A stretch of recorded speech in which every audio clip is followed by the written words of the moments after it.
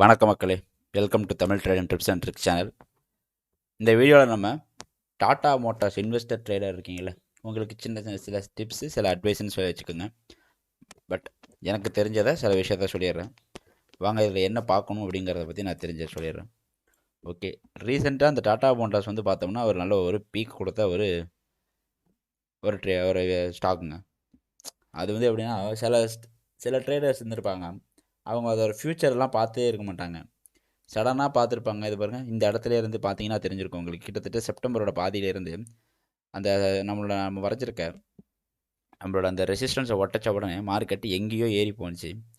So என்ன நினச்சிருப்பாங்கன்னா, இது ஒரு மோனோபொலி ஆயிடுச்சு, ஏறிக்கிட்டே போயிட்டுருக்கோம் அப்படிங்கிற ஒரு நினப்பில் எல்லோரும். ஏன்னா பார்த்தீங்கன்னா இந்த ரெசிஸ்டன்ஸை உடச்சிருச்சு இல்லையா.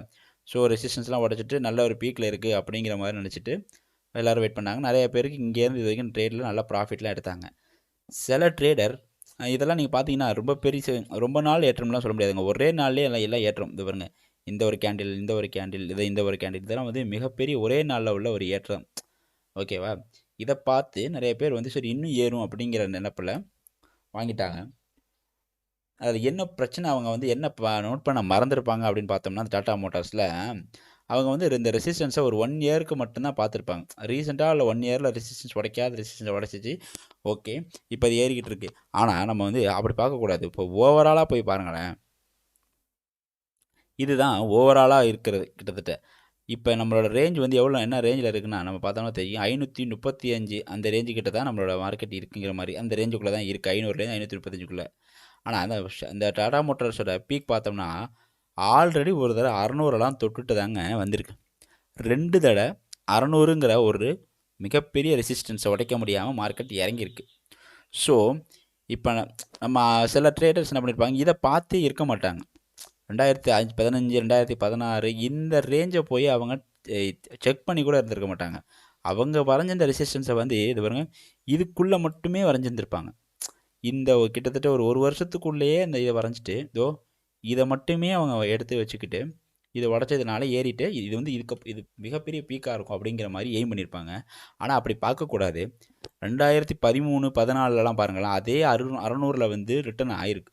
ஸோ ஆஸ் அ ட்ரேடராக நீங்கள் வந்து இதில் என்ன எக்ஸ்பெக்ட் பண்ணலான்னா, இது இன்னும் மேபி 600க்கு போகிறதுக்கான வாய்ப்பு மட்டும்தான் இருக்குங்கிறத நீங்கள் தெரிஞ்சுக்கணும். ஒரு டாடா மோட்டார் ட்ரேடர், ஒரு லாங் டேர்ம் இன்வெஸ்டராக இருந்தாலும் ஷார்ட் டேர்ம் இன்வெஸ்டராக இருந்தாலும் இந்த 600 570 அந்த 580லேருந்து 600க்கு பாருங்க, அதை தான் டார்கெட்டாக வச்சுக்கணும். 600க்கு மேலே போகும் அப்படிங்கிற எய்மெல்லாம் வச்சுக்கக்கூடாது.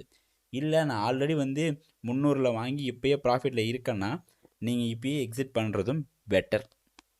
ஏன்னா மார்க்கெட்டே கிட்டத்தட்ட ஒரு ரிவர்சல் போகுமா அப்படிங்கிற ஒரு கன்ஃபியூஷனில் தான் மொத்த ஷேர் மார்க்கெட்டுமே இப்போதைக்கு இருக்குது.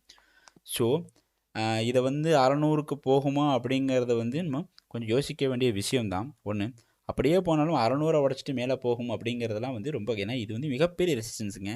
இயர்லி ரெசிஸ்டன்ஸ்லாம் உடைக்கணுங்கிறதுலாம் ரொம்ப கஷ்டமான விஷயம். ஸோ அதை எய்ம் பண்ணுறது கொஞ்சம் தேவையில்லாத ஒரு தப்பான விஷயம்னு சொல்லலாம். ஏன்னா மேபி இந்த 535லேருந்து சர்ன்னு ஒரு 3 நாளில் மேபி அது 600 தொட்டுடலாம்.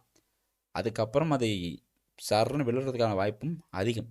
ஸோ இதில் வந்து ஒரு மானிட்டர் பண்ணிக்கிட்டே இருங்க. எப்போ ஒரு 580 570 590 அந்த ரேஞ்சுக்கு வருதும் அப்பயே அதில் எக்ஸிட் பண்ணுறதுக்கான ஒரு ஐடியாவை கொண்டு வாங்க. ஒரு ஷார்ட் டைம் இன்வெஸ்டர் அப்படின்னா, இல்லை நான் ஒரு 10 இயர்ஸ் வெயிட் பண்ண போகிறேன் அப்படின்னாலுமே அது அந்த மாதிரி போகலாம். ஒரு 1 இயரில் வந்துமே இந்த 600 தாண்டி போகுமா அப்படிங்கிறது டவுட்டு தாங்க. ஸோ ஆஸ் எ இன்வெஸ்டராக நீங்கள் இதை தெரிஞ்சுக்கணும். ஓகே, சில லாங் டைம் இன்வெஸ்டர்லாம் போட்டு வச்சுட்டு கண்டுக்கவே மாட்டாங்க. இந்த மாதிரி ஒரு இடத்துல வாங்கிட வேண்டியது, அது ஏறிடும் அப்படிங்கிற கண்டுக்க வச்சுக்க மாட்டாங்க. அது 600 தாண்டி ஏறவே ஏறாதுங்க. ஏன்னா அது அவ்வளோ பெரிய ரெசிஸ்டன்ஸ். மேபி சான்சஸ் ஒரு 10% உடச்சி போகிறதுக்கு சான்ஸ் இருக்குது. ஆனால் 90% ஏறவே ஏறாது. வாங்கியிருப்பாங்க ஒரு 5 வருஷம் கழிச்சு பார்த்தீங்கன்னு வச்சுக்கோங்களேன், திருப்பி இங்கேயே தான் இருந்திருக்கும். உங்களுக்கு தெரிஞ்சிருக்கா? இப்போ 2015 பாருங்கள் இங்கே இருந்திருக்கு, 2017 இங்கே இருந்திருக்கு. அதே தான் திருப்பி பாருங்கள், இப்போ கிட்டத்தட்ட அதே ரேஞ்சில் வந்து நிற்கிது.